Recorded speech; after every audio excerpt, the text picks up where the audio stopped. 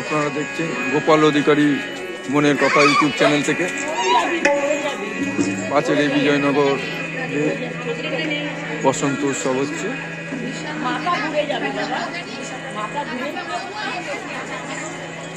আপনারা দেখছেন গোপাল অধিকারী মনের কথা ইউটিউব চ্যানেল থেকে। আমাদের পাড়ার দিদিরা বৌদিরা প্রোগ্রাম করছে।